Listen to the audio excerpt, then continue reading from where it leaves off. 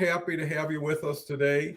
In addition to be happy to have you with us, I'm even as happy or happier to have my two honored guests here.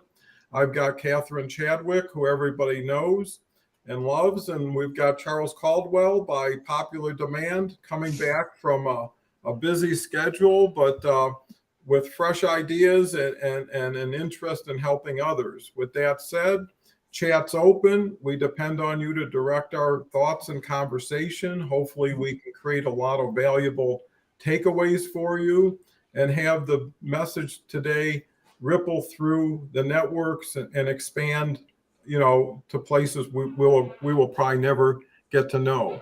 So with that, Charles, why don't you say hello? I know a lot of people know and love you. What do you have to share today? And especially you on reinvention. Sorry. Go ahead. Yeah, sure. Thanks so much, Don. It's great to be back onto your LinkedIn Live here. Greetings, everybody. I'm sitting here in Hong Kong. And in case people don't know me, I've been in Hong Kong 27 years. I'm in human resources. I work for a large education system here in Hong Kong. And, I'm passionate about leadership and also topics such as reinvention. That was a little bit of a teaser when I thought that one came through. I thought, I wonder if I can squeeze onto that. So I love the idea of people reinventing themselves, and we can talk more about what that looks like in the next hour.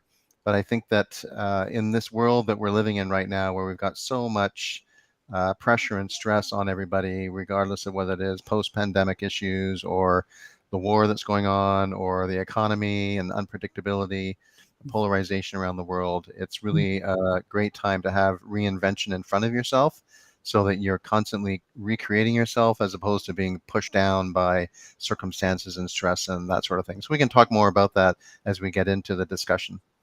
Sounds great. Catherine? Well, I'm going to piggyback right on that because I believe that absolutely having a goal, having a vision as to where you want to be going, and being intentional about living and not being batted around by the circumstances that are around us, because we're inundated with everything that comes to us.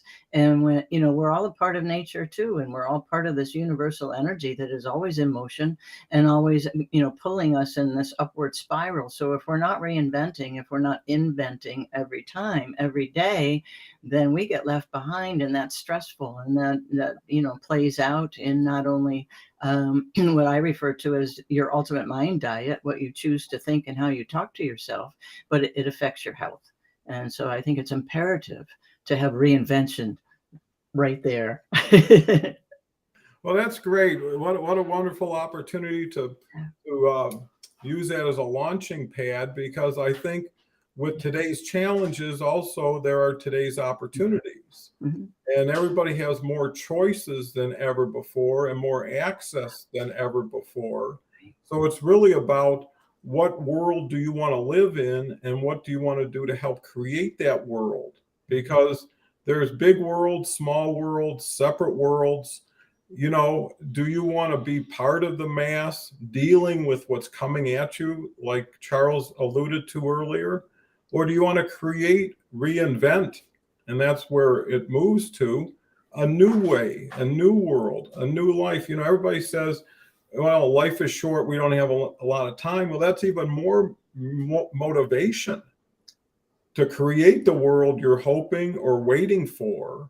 And if you can't change it on a macro basis, you may be able to create it on a very wonderful macro basis. And that could be the seed for more people helping each other with each other, which is really what things I believe are moving to, is decentralized, peer-to-peer, and everybody lifting one person up together can be significant.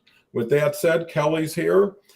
Kelly's just great. Everybody knows Kelly. Let me share it, Kelly. Good morning. Wonderful to see you, Charles. Everybody joins in that thought. Yep. Great to have you, Kelly. Kelly was on yesterday, just amazing. Ashif is here from Toronto, here pretty much every day. Ashif's just a wonderful gentleman if you have a chance to get to meet him. Toronto's my home city. Yeah, see, and we got so many people from Canada. I don't know what it is about us. We have a new gentleman here. Thank you for joining. We've got Dennis, our poet laureate, agreeing having a goal to reinvent yourself is much better than paying the toll. And, I guess, it's pay now, pay later, or start paying and investing now to continue to enjoy and flourish. So, Charles, we got a great liftoff with this audience participation. What's your new thoughts on reinvention?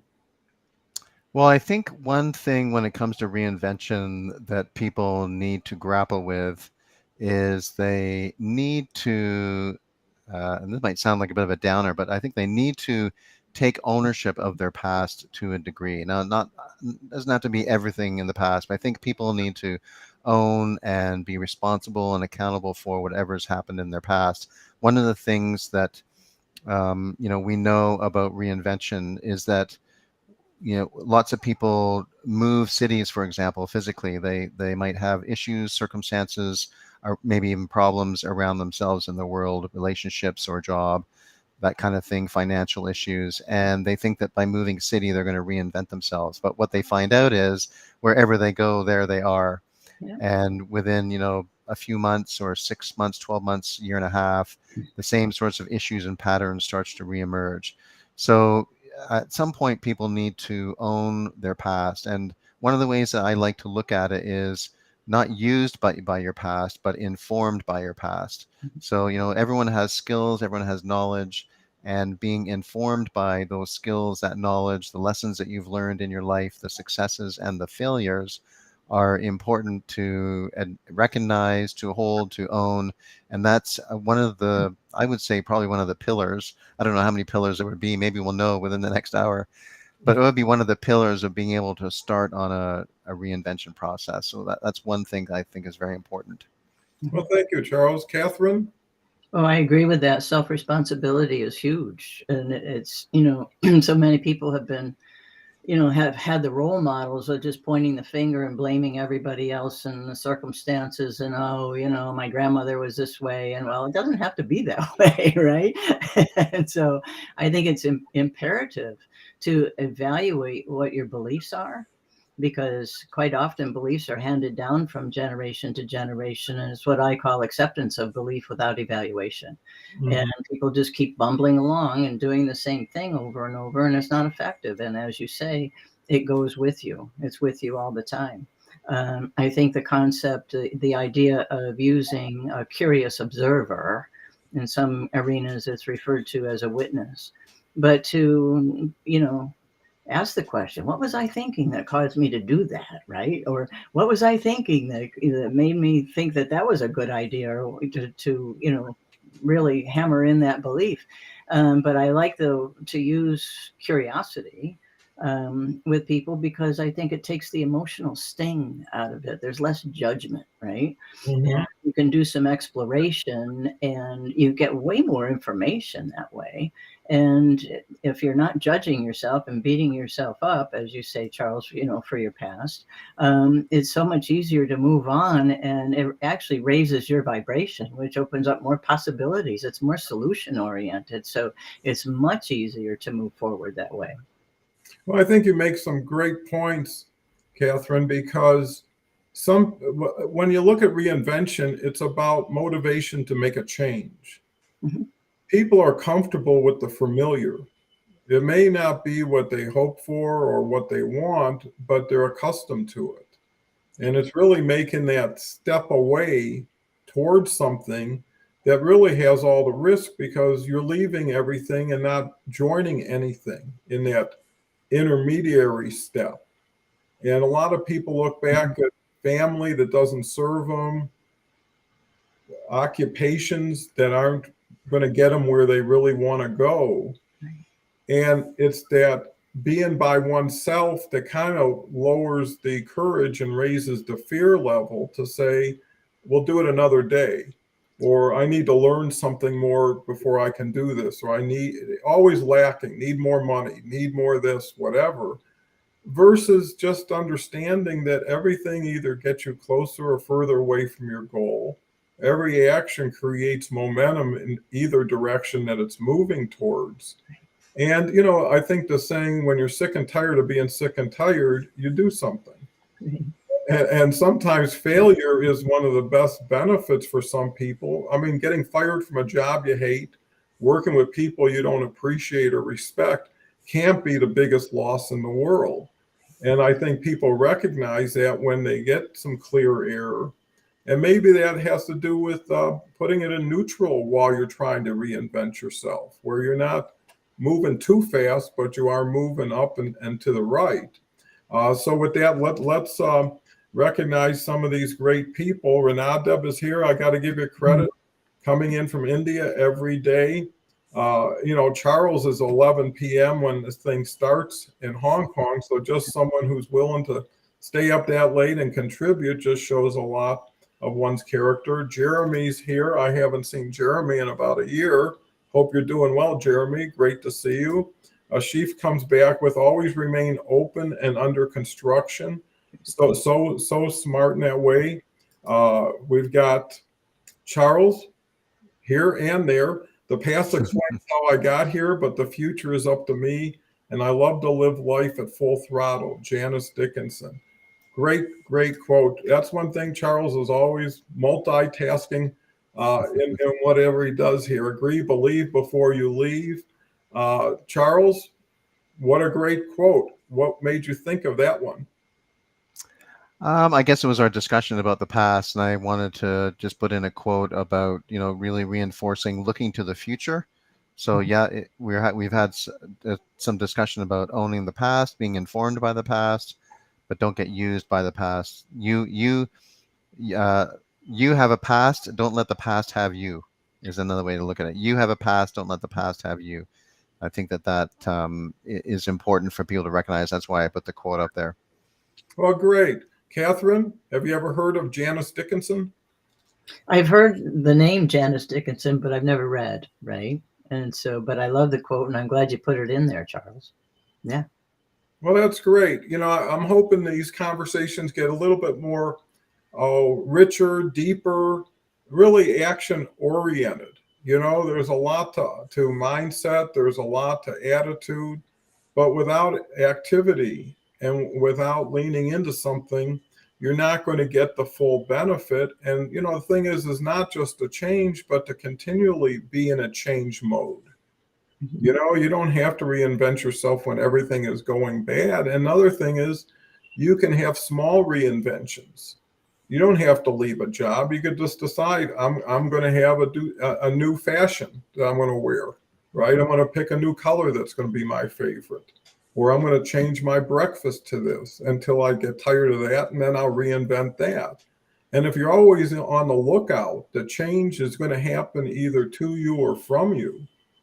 Why not be the creator, the proactive player in that change? Because, you know, there's always that bridge back in 90% of the cases, right? You can do yesterday tomorrow if you change the day a little bit and decide it wasn't as good as yesterday. But just the action of making a change, you know, just the, hey, I'm gonna take 5 more minutes and I'm gonna take a different route to work, right? I'm gonna see different things, different people.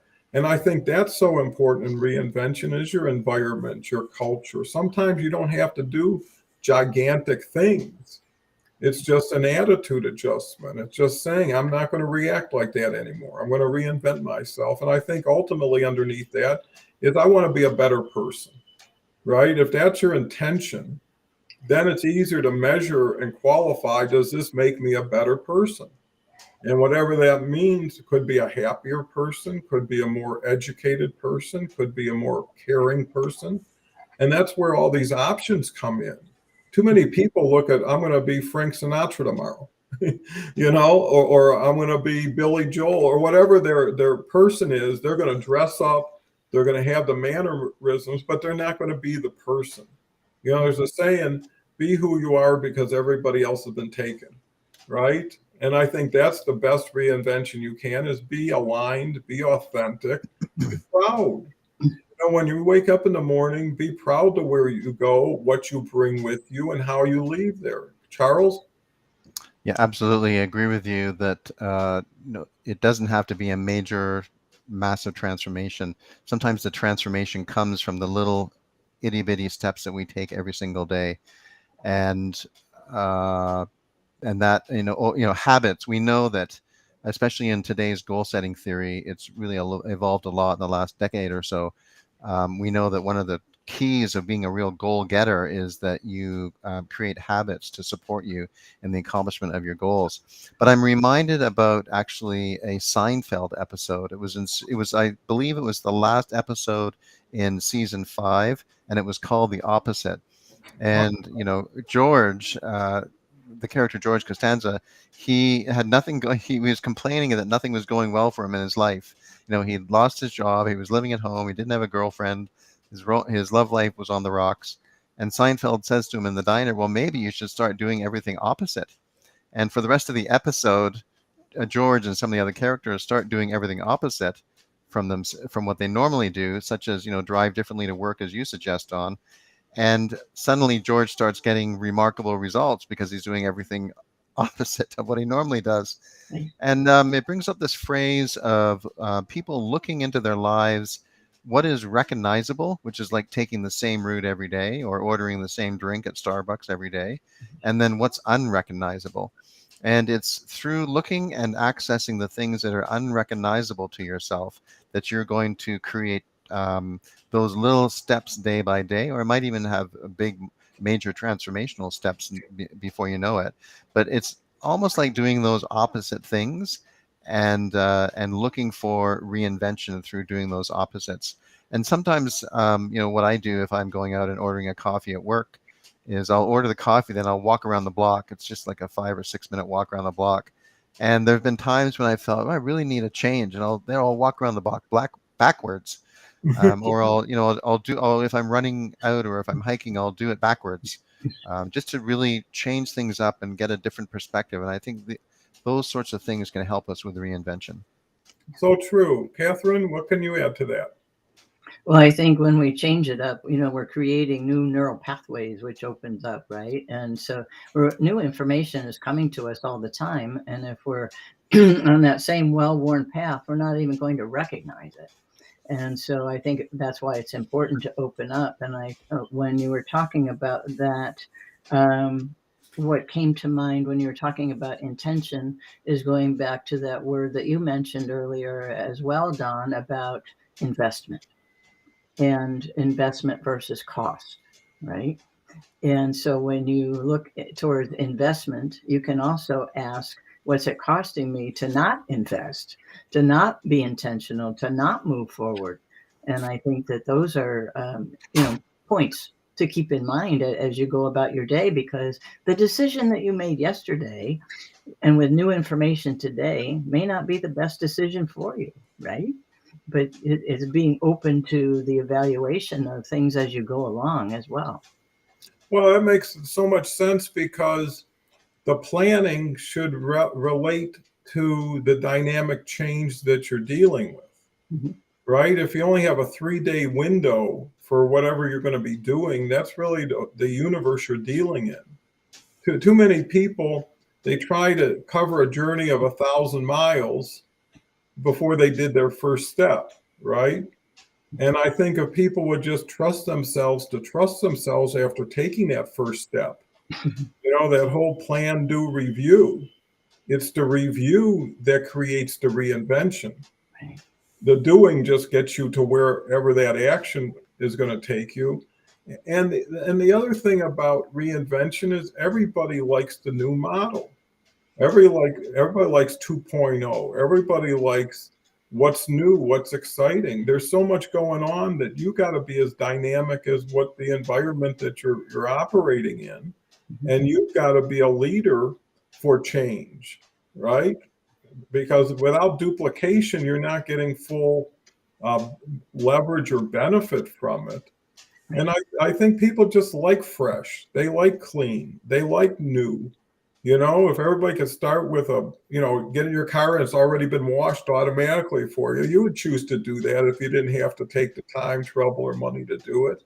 So the question is, what is stopping you? And understanding how little that may be. because the worry you put into not doing something, you could have taken that time and attention and got it done and saved time, worry, and been on to the next thing, because there is no absolutes. Everything we talk about is conditional, relative to some degree, and I think when you can forgive yourself for anything that you try new and you label that this is a new experiment, right?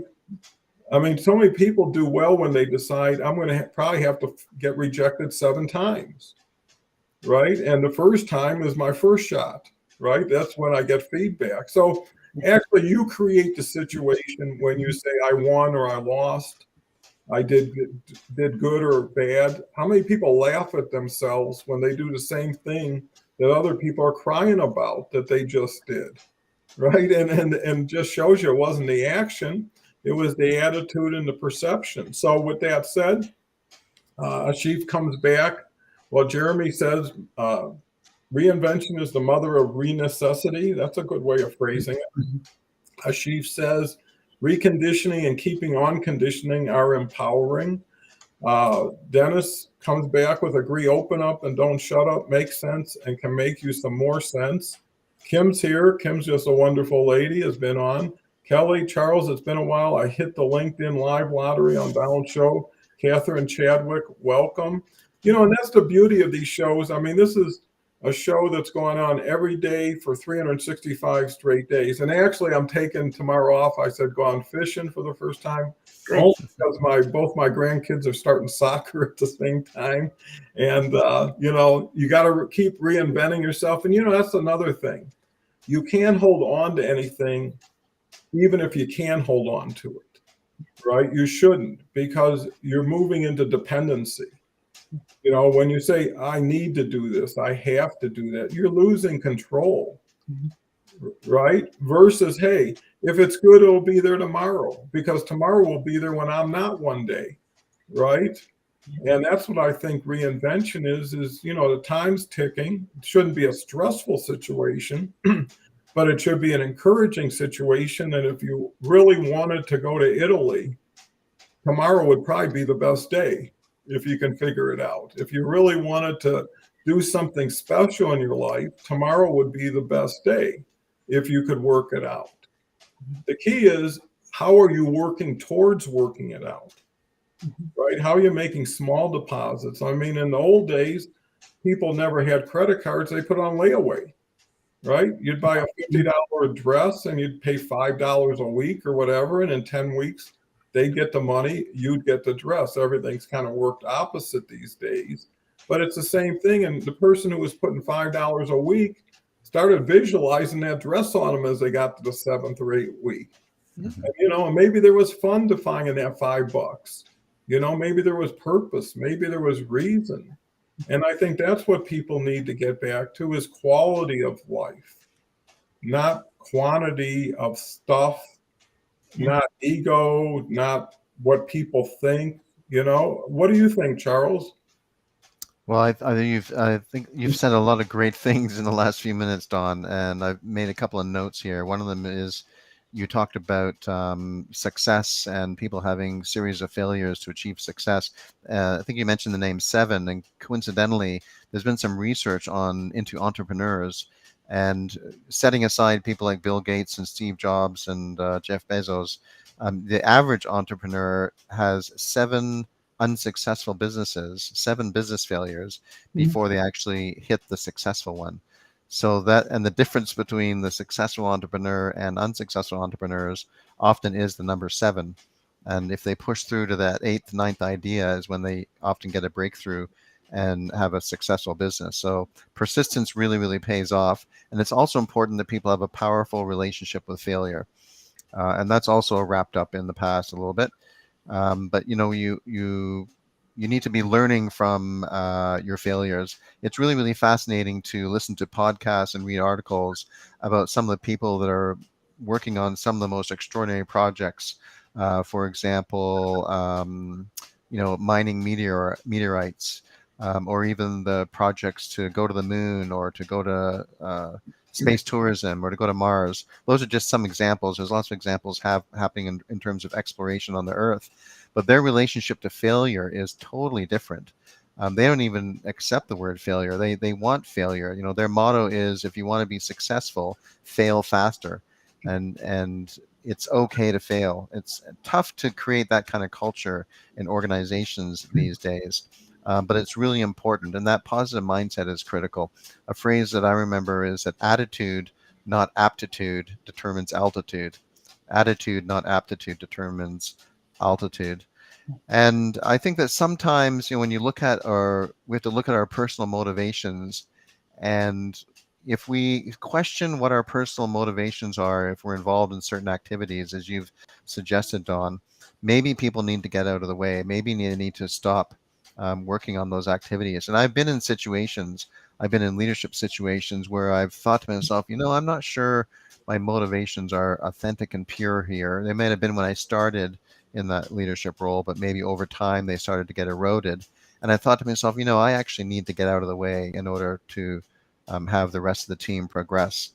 And it's, having that time to stop and reflect, written reflections. The world would be a very different place if everybody took time once a week to stop, reflect on their world, reflect on change, reflect on how they want to reinvent themselves, reflect on the relationships.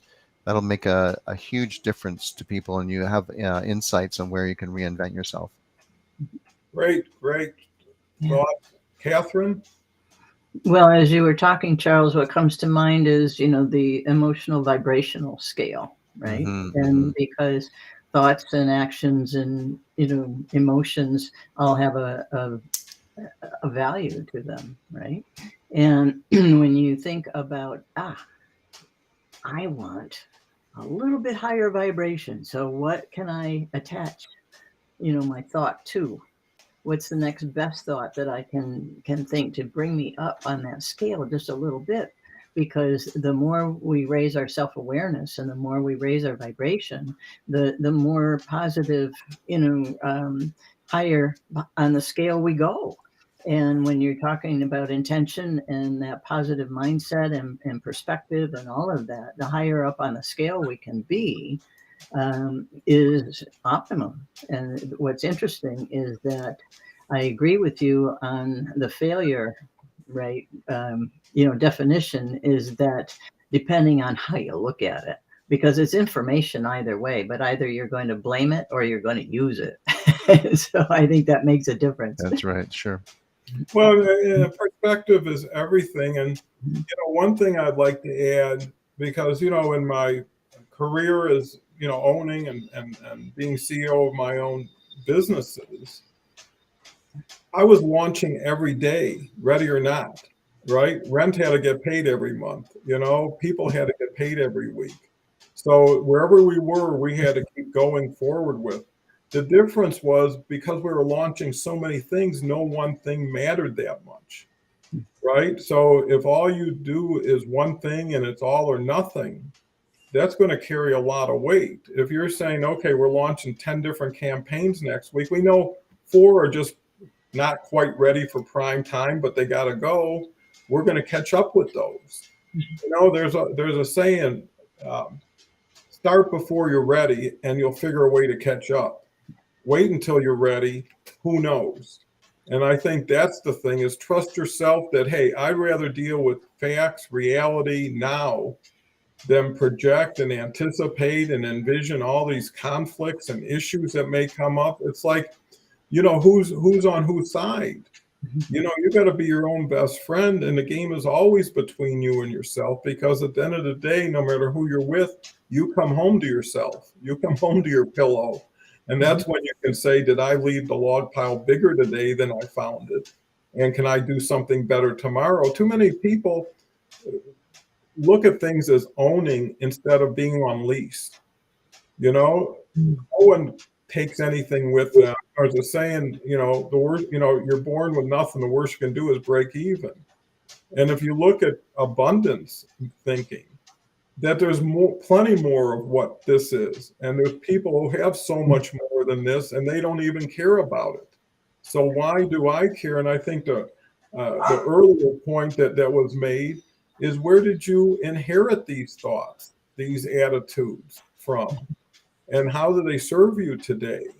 You know, and I think the other thing that a lot of really successful people have learned is what is your biggest fear and how will it ever be realized, if it will ever be realized. And if you find what the saying or what the thought is, 90% of what you fear never happens. The 10% that does happen, you could never have anticipated.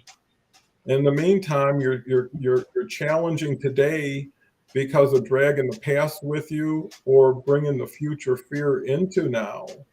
And I think to Charles' point is just do an inventory, sort it out. I mean, how many people are so fast to give everybody else advice with so little information, right? How much can they judge versus just say, hey, when it happens, it happens, you know, and sometimes resistance isn't the way to go, even in failure, you know, accept the failure for what it is. And I think the first steps towards reinvention is responsibility and accountability, right?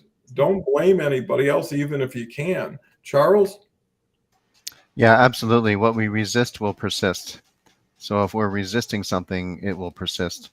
One of the things I think people do resist is fear, for sure, Don. And I think that fear probably lives for a lot of people in what they don't know that they don't know. And people might have floating anxiety, which is actually attributed to a fear that they haven't really explored. But I love what you said, Catherine, about the emotional vibration scale, because I think that this is another area which is, you know, in our kind of world of black and white facts and science is often overlooked, is the more intangible side of the equation. And we often, everything that you've said, Don, all the preoccupations that people have in their daily, weekly, monthly lives, we pour a huge amount of energy into. And we often don't realize how much energy we've poured into them until we go on a vacation. And, you know, we're away from work or we're away from the stresses of our normal environment. We get rest, maybe, you know, better food, you know, have a relaxing time at the end of the dock or wherever it is that you're on holiday, and you start feeling that lightness in your shoulders and that lightness in your back. And that's not necessarily, well, yes, it's relaxation, but it's also the energy that you've been accepting, the negative energy that you've been accepting. And I think that's another thing that when it comes to reinvention that people should really, really explore. And you know, we here in Hong Kong, we have in our system, we have about 1,200 teaching staff who are from all over the world that make up about 35 to 40% of our overall staff. And one of the things we talk to them about is when they're going through the cultural adaptation curve of learning what it's like to live in Hong Kong for the first time, living in a new culture for the first time, which is very, very different from where they may have come from, Canada or the United States or England or European countries, is for them to actually kind of train themselves to take a not just a weekend holiday somewhere like off to the Philippines, but even a one-day break and go off and do something totally different that they would not normally do. You know, go for a hike along a beach that they've never been to before, that they would never anticipate or expect to be at, and really have an immersive experience and use that immersive experience as a way to kind of literally tap into the energy that they're, the negative energy that might be pushing them down from the stresses of living in a new, noisy, fast-paced city. So I think energy and emotions that you talked about, Catherine, are really, really important to be in touch with. Oh, I agree with you. And it's interesting because the research shows that the lifespan of an emotion is 90 seconds or less. And so we're the ones that keep perpetuating this, right? Yes. And so that's why I think it's so important to do that evaluation. And I made a note when you were talking earlier, Charles, about, you know, writing at least once a week and seeing where you're at with things. And it's all part of self-care. And that's another part of this equation, is that self-care takes time. Mm. And it is self-evaluation. It is self-responsibility. How can I treat myself the best? to give myself the options, to give myself the opportunities to be able to move forward on a positive plane. And I think that the commercialized version of self-care does people a real disservice. They think, oh yeah, I did this and I did that and I spent 10 minutes on myself today. Well, that's not enough. Well, and I think to both points, reinvention is reevaluation. And to Charles' point, I know that sometimes when I went on vacation or went to a conference and got totally away from everyday routines and activities, there's been times when I decided I'm not going back. And I would have never come to that decision because you get numb based on repetition, right? You go to work today, it's easy to go back to work tomorrow. And over time, you spin a web, of whatever it is that you are in a situation. And when you leave and find none of that and how life can be simple, because when you leave something, things that were taken from you are given back. Right? There were people that had an interest in me or a chunk of my time that when I left that situation, I got that time back. Now, some of that time is time I wish I never lost, right? There's a study, 70% of business owners who sell their business on a Friday are either depressed or have seller's remorse on Monday, right? Because they got the check, but then they lost their family. They lost their identity. People who love and are passionate about what they do identify what they do with who they are. And those people are hard to go on a golf course or a beach and just be like everybody else when they used to, in their mind, and maybe a lot of other people, be special. And I think reinvention supports specialness, distinction, differentiation. There's people who just want to be unique. They don't want to be better. They don't want to be richer. They just want to be who they are and be happy doing it, right? And that's where I think minimalism comes in. I know from downsizing that the more stuff you got, the more stuff got you. Mm-hmm. Because organizing, insuring it, maintaining it, dealing with it, obligated to it. When it disappears, you're back to your family, you're back to yourself. A good book can be such a valuable companion over a rug in another room you never step on. And I think that's part of the reevaluation. How much are you working for things that don't really benefit you, but support you in for whatever reason? And if, a COVID epidemic showed the same thing, how many people decided, well, when I get rid of daycare, when I get rid of the cleaners, when I get rid of that second car, we really don't need me working. Right. And then all of a sudden it's like, well, I can be home with family. I could do hobbies. I could do charity, things that fill my soul. And I think that's how you get to reinvention, because how much of the baggage are you carrying forward? And freedom is so great when you're traveling light, when you don't have a bunch of baggage hanging around. Charles, what's your thought? But wait, before we get to Charles, I'm getting too far behind on the people. Okay. Kelly's here. Kim with all kinds of exclamation points. I feel the same way, Kim Wheatley Morris. Renata's a reinvention refers to the process of making significant changes or transformations to something in order to adapt or improve. And just reading the definition, typing it reinforces the thought of reinvention. Hope you don't hooked on fishing, because we'll be yeah, and actually, just because you bring it up, we're having rain from here until tomorrow, and there isn't going to be soccer games, so I'm still going to do what I said I was going to do, and I can't even go fishing. But I'm going to miss you too, because honestly, this is one of the best hours of my day, and it really gets it off to the best start possible. So this is never considered work. As she says, be brave enough to suck at something new. It's all relative. I've seen people who are so good at something and they break their golf clubs when they miss a shot. And I've seen so many people who don't even care what the score is, and they're just having a ball, right? It's the you, not the thing. that makes everything worthwhile. And the support you get, and that's the reason why people reinvent themselves, because people want a brighter future, a better place, when you're working and living for things bigger than yourself, it makes it easier to reinvent things. When you make it about it and not you, it's not personal, right? And I think that's important. Dennis says entrepreneurs need race startups and don't be afraid to fail, but learn from your mistakes. But we need to learn from other mistakes because we don't live long enough to make them all ourselves. And that's true. And that's where collaboration with reinvention. Nobody says it has to be lonely. Nobody says it has to be independent. A smart person would reach out and include people, get consensus, get opinions. Why not buy some vowels before you solve the puzzle? Charles says, challenge yourself every day to do better and be better. Remember, growth starts with a decision to move beyond your present circumstances. So well articulated. Dennis, agree, good early campaigns create less pains.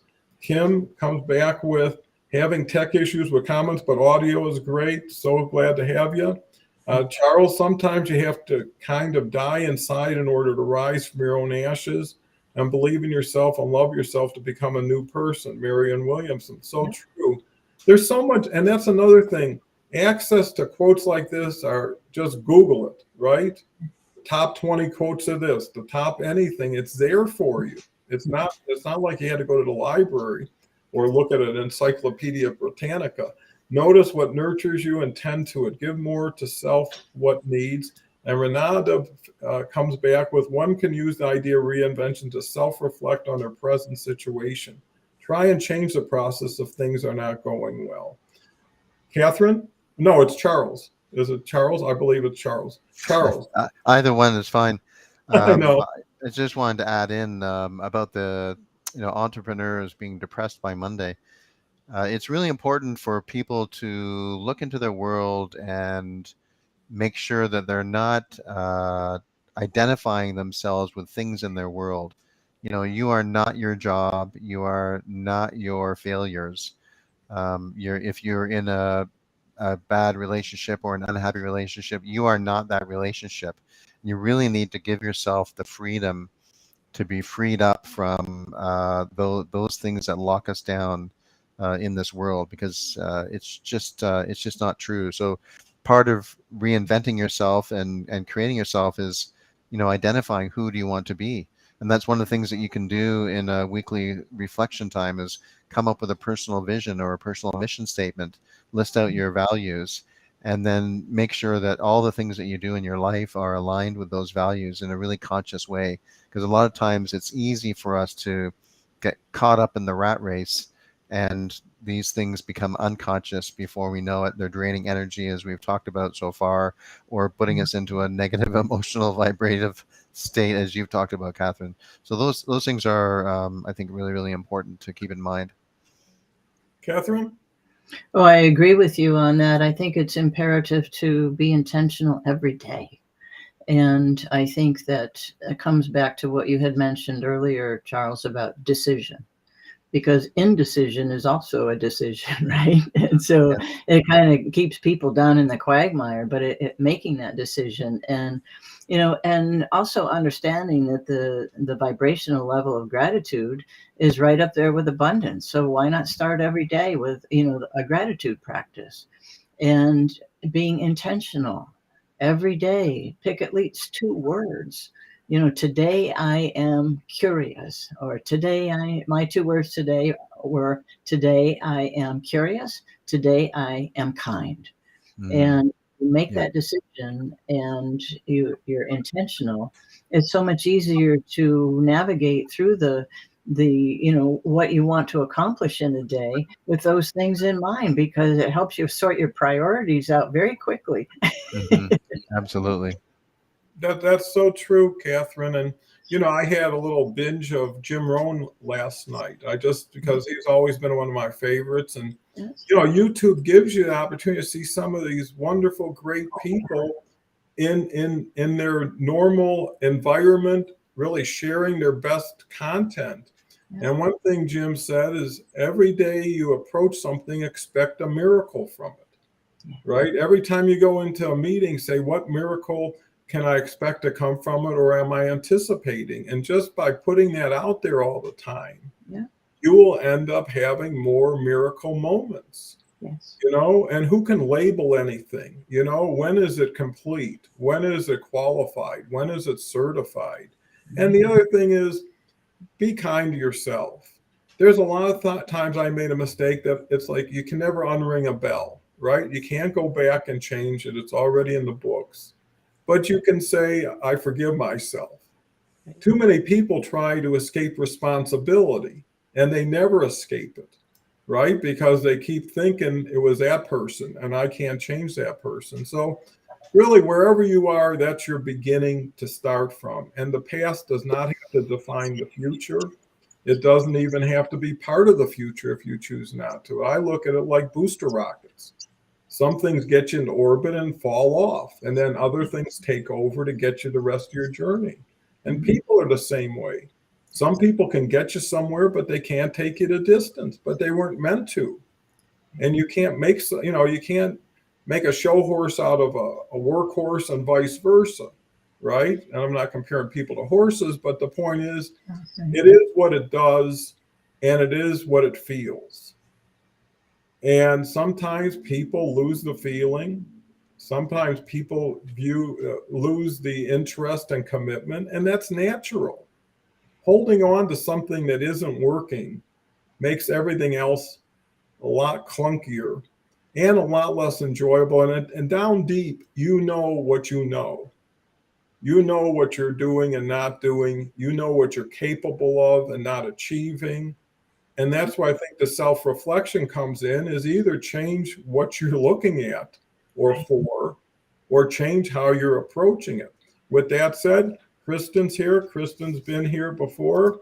Great to see you. I'm late to the party, but love what I'm hearing so far. Notice what nurtures you. So right, when it's time to eat, you're thinking of what's your favorite thing, right? What do you have that's going to make you feel better for eating that over that?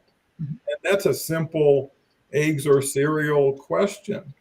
When you think about your life, think about what could be accomplished, not what's being spent to accomplish it. Look at yourself on a beach somewhere and know what the satisfaction and the benefit, and that will get you through those days. And it's like, I can't take this anymore. It's not worth it. But you see, that's why having support makes so much difference. Is even a show like this, a word, a quote could keep somebody in the game one more day. Could believe that if they could do it under their situation and circumstance, I can probably figure out a way. And the other thing, hey, let's just take a break. When it gets too heavy, let's come back to it. And you find so many times, whether it's a jigsaw puzzle or you lost your keys, if you just take 30 minutes and busy yourself and come back, all of a sudden you remember where you left them. Yeah. If you don't, you start looking for things that there's no way you would have left them, but you open the drawer anyways because it's a drawer. Dennis is here. Dennis, agree, be curious and kind is great for our mind and miracle moments. Kristen comes back with the imposter syndrome can be real, so this is a great reminder. Charles? Yes. One of the things that has come to my mind is that with the discussion we've had is that most of us live two lives.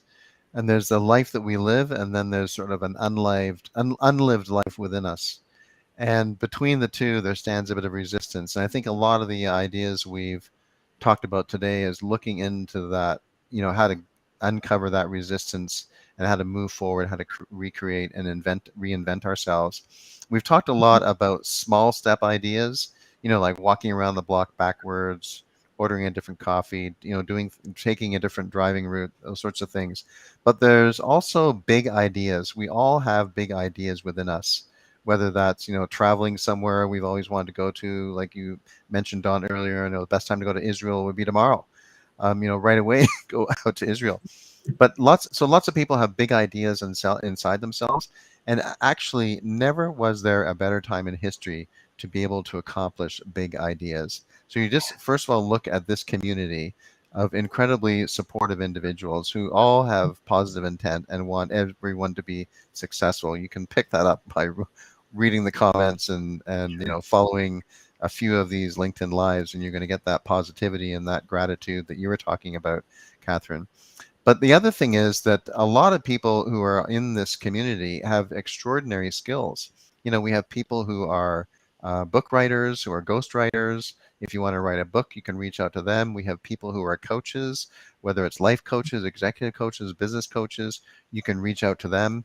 And there are so many resources that are available to us. So I really encourage people, yes, take the small steps, drive around the block backwards, or take that walk backwards, do your exercise backwards.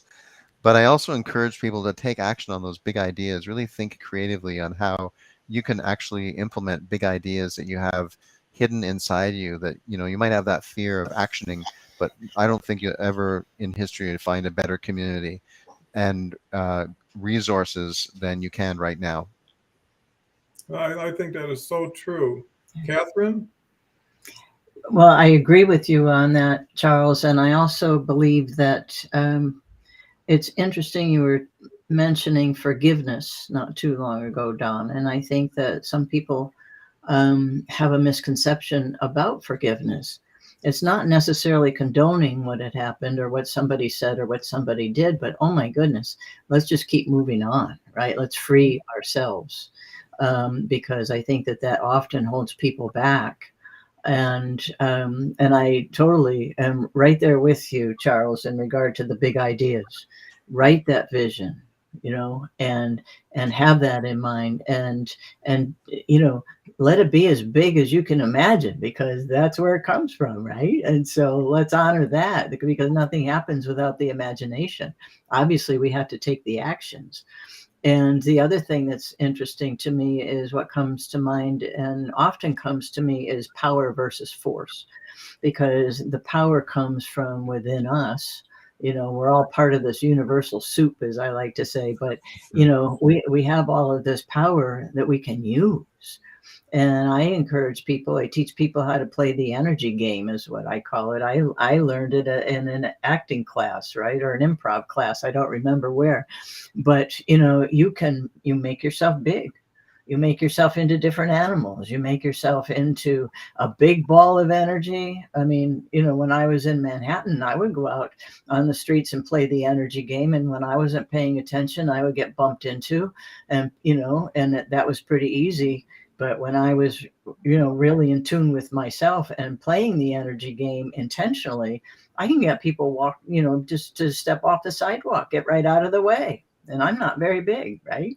So it's like, but it really gives you a sense of how much power you have. So I would absolutely encourage everybody to experiment with that. Well, I think what it exemplifies is can-do attitude, can-do action.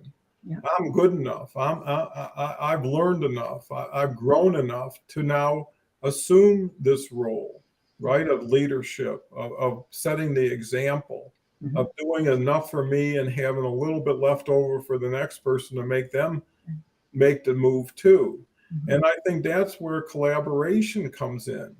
Is like Charles says, there's so many talented people here who have so much information, experience, value. It's how do you connect with them and to them and within them to make the flow start happening, mm-hmm. right? How do you prime the pump?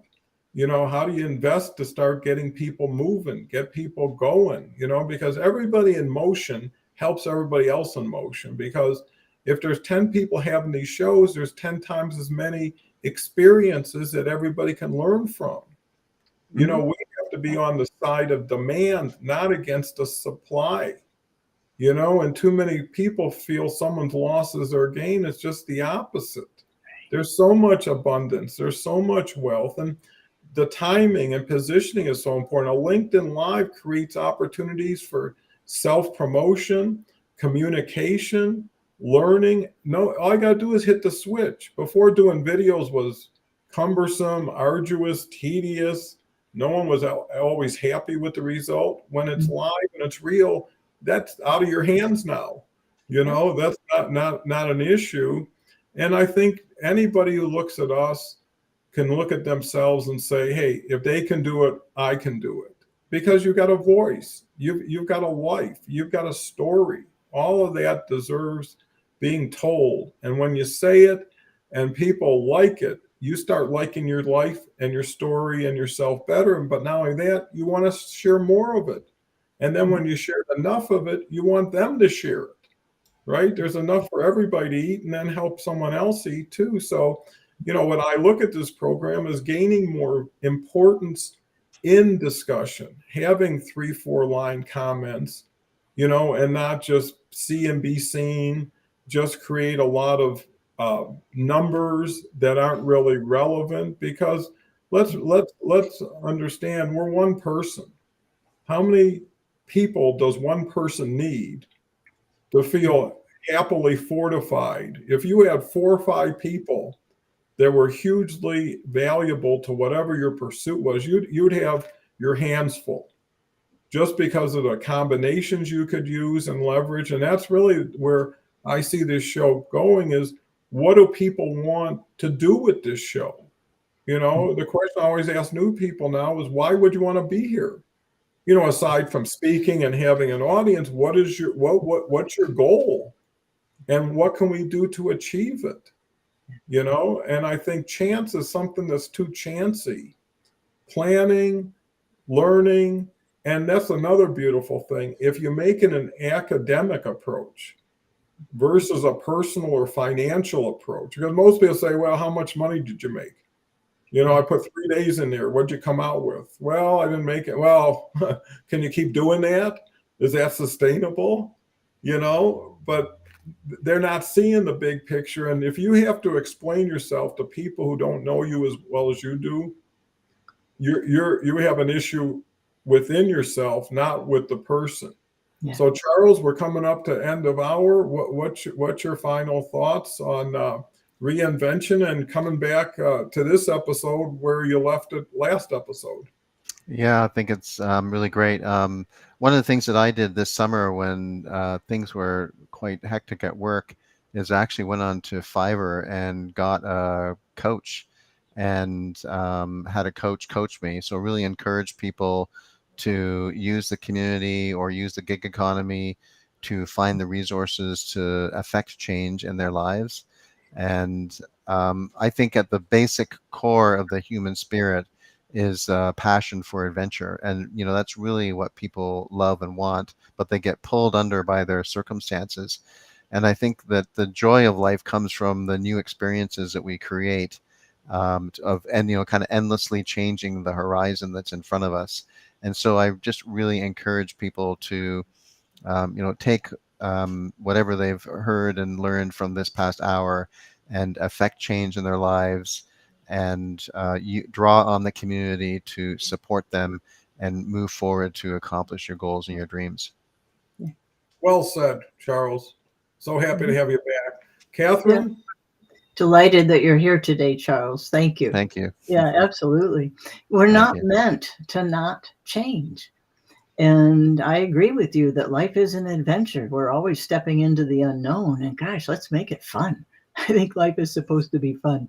But I also think, going back to the self-responsibility part of this, is that, we only get one body at a time. And I think it's so important to learn how it operates and how to honor it, so we can actually use it and have that adventure and have that fun. So let's do that. Well, I think that's so very positive.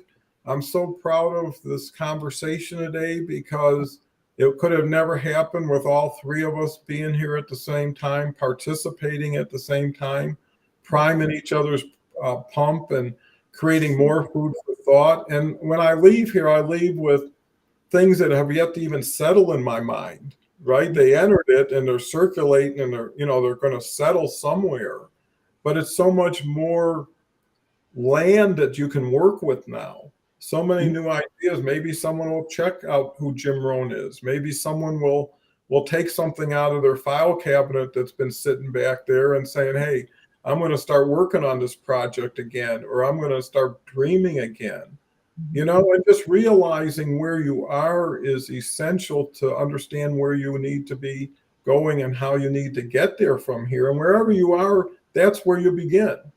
There's a saying, start with who you are, where you are, and what you have, and that's all you can do, right? Waiting is just deferring and delaying and accepting. So I, I, I don't welcome failure, but I'm so used to it and understanding you can do little, you know, there's a saying, measure twice, cut once. You know, you don't have to jump in with both feet, right? You take a sip of something and you decide if it's hot or cold or if it's delicious or not.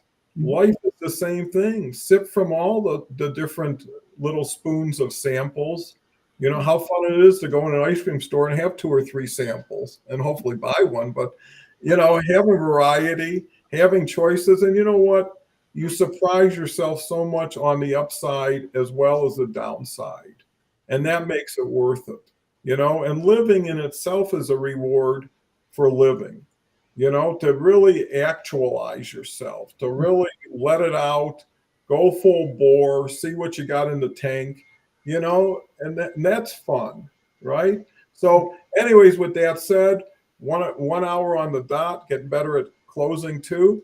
And I can't thank Charles enough. I'm so happy that he came back and decided to participate with us. And I knew when Charles said, you know, love to be on with Catherine, I said, I know Catherine would be a great pairing. Yeah. And that's the value because it's just like a happy family. Everybody around it feels it. You know, everybody's proud of their relatives who are so kind to each other and thoughtful. You just feel lucky. And I think if everybody feels luckier about themselves and about what they have around them, and to Catherine's point of gratitude, that can give you so much of a tailwind in anything you do and a competitive advantage over the people who are working with the other method of thinking or doing. So with that, have a wonderful day. Come back tomorrow. No, don't come back tomorrow. I'm off. Come back for someone who's already here. But I'll see you Sunday for sure. Sarah Dawkins is here. She's a delight. And it just gets better next week. Thank you again, Charles and Catherine. Have a Thank great you.